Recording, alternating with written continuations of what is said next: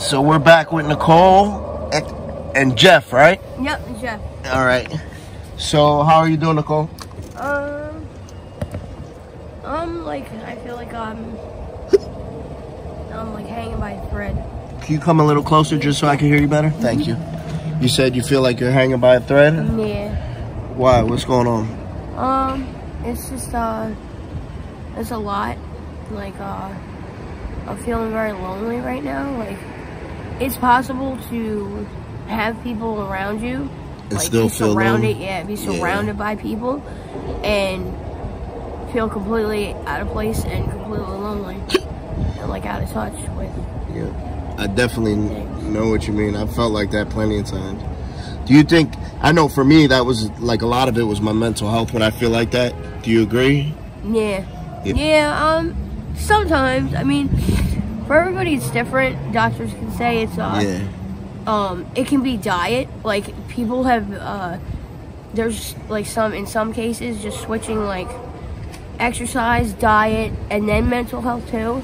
Yeah. Those three main things, like, can greatly improve your life. Like, it can really like help you out. Oh, hell yeah. That's just another part of like what we get out, what we put in. Yeah. So if we're eating healthy, if we're watching, you know, what type of stuff we put on our body and consuming, I definitely think that has a big impact on the output, our quality of life. Absolutely. I just want to say hi to all the fans out there, and a special thanks to Erica. I loved your gift box that you sent me. It was a bunch of really nice stuff in there, like lotions and makeup and lip glosses and perfumes and all kinds of stuff. So, and the Curious George, the most important thing. That was before I got it. Now, I don't want to confuse all of you. This is not Magic.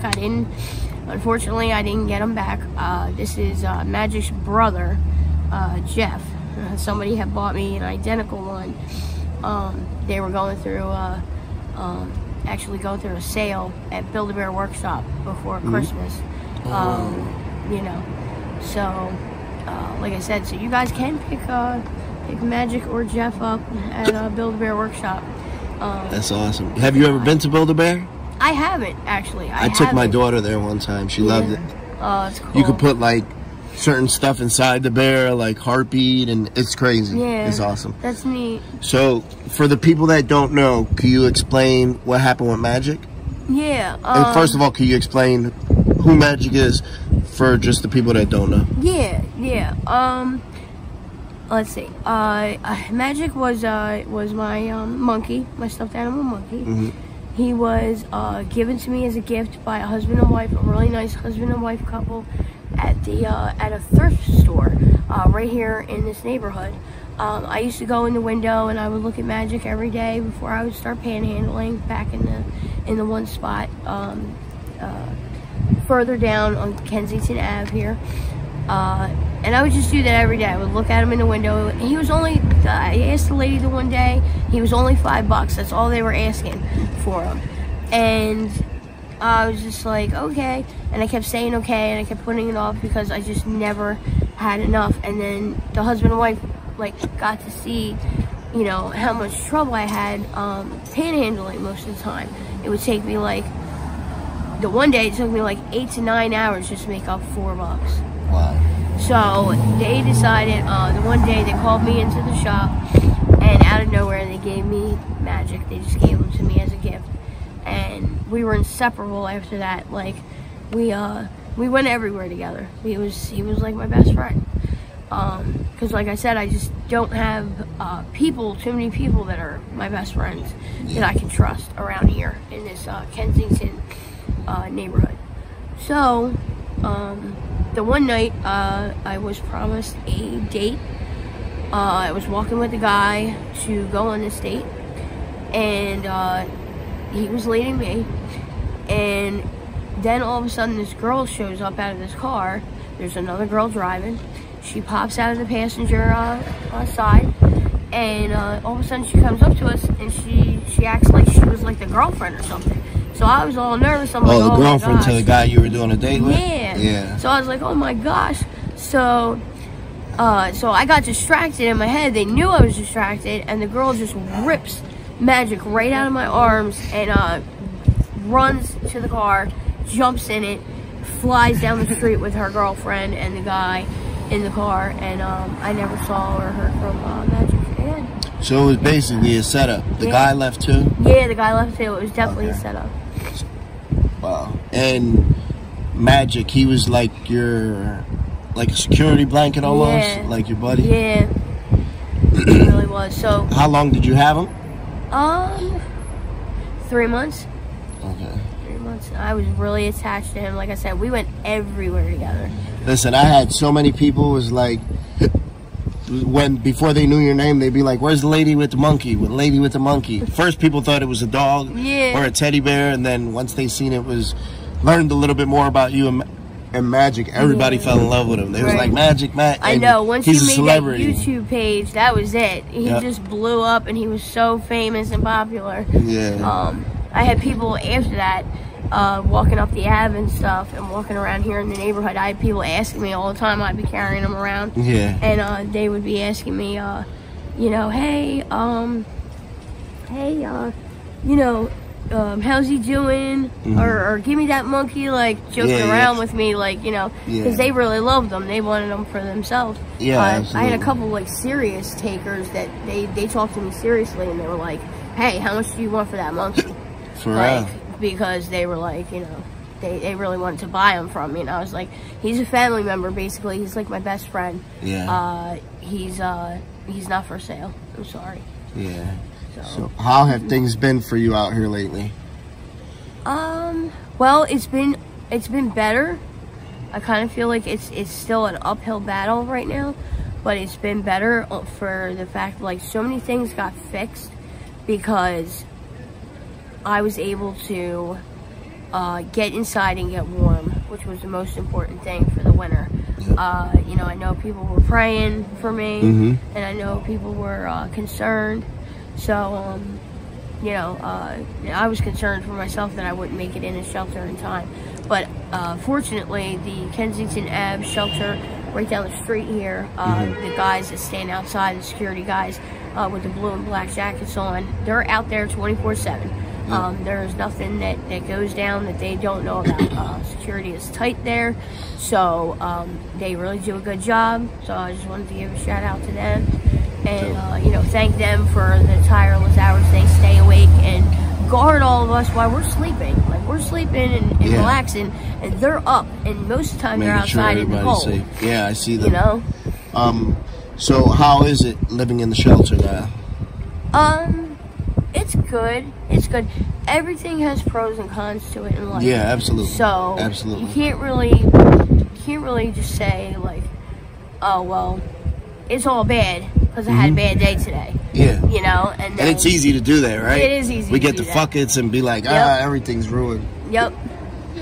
What would you say the biggest con is? The biggest con is people stealing. I had just gotten, last night, I found the $3 I thought I got stolen from me. Actually, it did get stolen from me, and somebody felt good enough, like, not good enough, but convicted to put it back. And what was it? It was $3 bills. Okay. 3 single dollar bills. Yeah. So $3. It was taken. They felt convicted. They felt bad for doing it.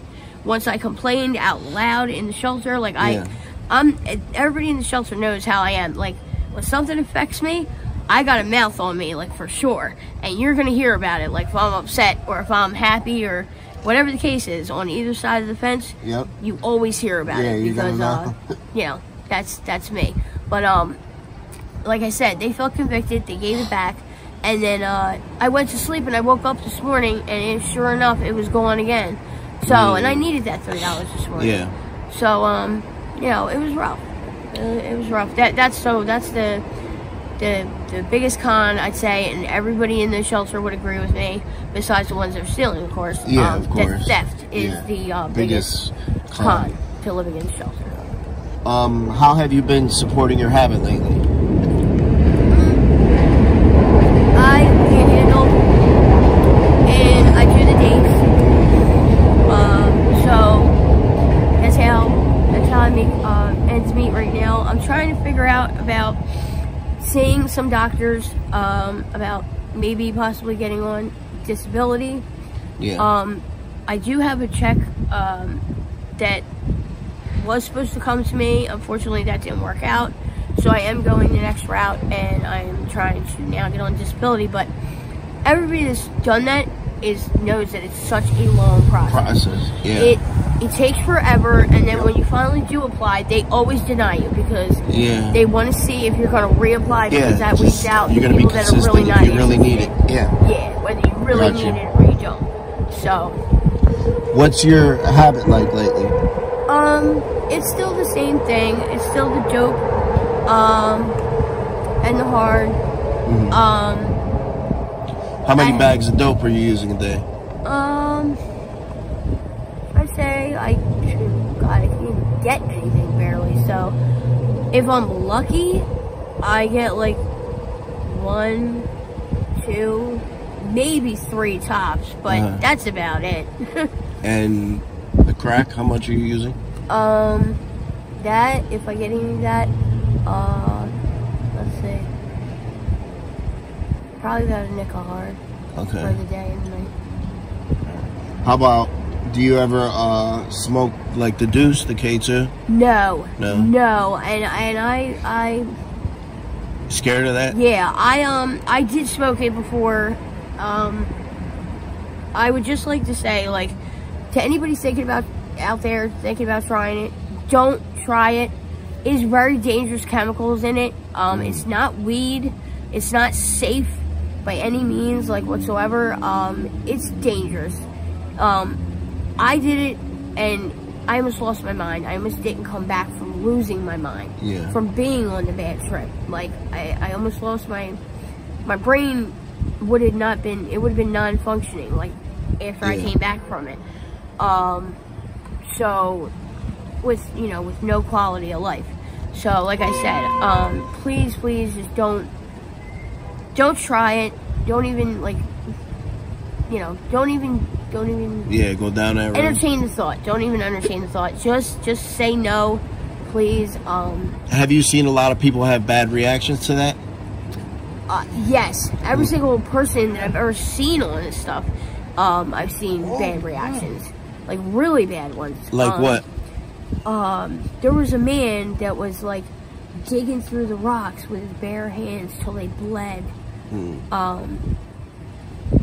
They said, like, in the report, he lost, like, seven fluid ounces of his blood. I don't know how that works, like, fluid ounces. Yeah. However you explain it. But the point is, or 7 pints or whatever it was. He lost a lot of blood. The point was he lost a lot of blood. And it was all self-inflicted. So it was all self-inflicted because whatever was going on with the K2 in his mind, he really believed was going on, and he was at the Walgreens, like, digging through them rocks, and it made sense to him in the moment. But there wasn't any danger or anything around him. There wasn't anything, like, so he did make it through that. He did make it through. He was, like, stable. After a while, they gave him some new blood, and his blood type, they restored it.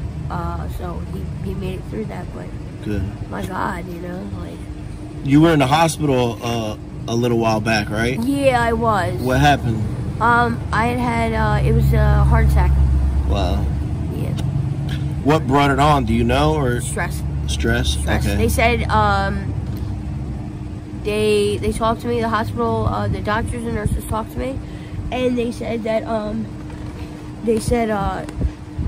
it couldn't be caused by anything else. So it wasn't even the drug use. Yeah. It wasn't that. And it wasn't the cigarettes that I had been smoking. It really was brought on by highly induced stress. Okay. So, I've been trying to handle that.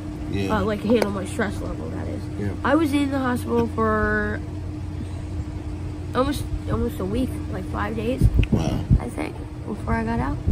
Now, let me ask you something. When you were in the hospital, how were you feeling because of not getting high? Were you going through withdrawal and stuff and getting sick? I really don't, because of the way I do it.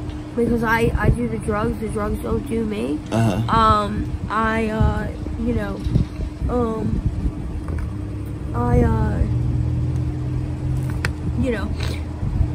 felt like crap for sure, but I wasn't going through any kind of withdrawal. Okay. I was just going through really having a hard time, like being calm with my brain and my body, anxiety. So that's to say the least. That's definitely a good way that you can put that. Is I was definitely highly stressed out and anxiety ridden for sure. Yeah. Now, with the dates and stuff, have you had any bad experiences lately or before with that? Not really. They everything just goes like clockwork, really. You just do what you do, and you're just careful about it. You're just careful with who you pick up. Yeah. And I apologize because I have like I'm sure you guys can hear it in me. It's like a sinus thing or infection, a head cold or something. Yeah, I had one not too long ago too. I wasn't feeling well. I think I'm starting to get it back. My sinuses have been acting up. This is the season. This is the time of year for it. That's why. Yeah, exactly. And being that I work in a barbershop around a whole bunch of kids and everything. Now, is there anything you'd like to say, like, to the subscribers and stuff? And the people that you know are praying for you and supporting you? Yeah, just that I love you guys. I definitely think about you, and I definitely talk about you to other people. It's all good, I promise. Awesome. So Jeff sends his love. Yes. And says hi to you guys out there. Any questions you have for me or anything? No. But yeah, guys, just stay determined. Don't let anybody knock you off your course. Keep doing what you're doing. Yeah. And, like I said, just don't let anybody knock you off your course. Don't let anybody discourage you from what you have to do. Be who you are, be yourself, because everybody is special and unique and beautiful in their own special way. Yes. So, just be blessed, and I love you, family. Very well said, Nicole. I thank you.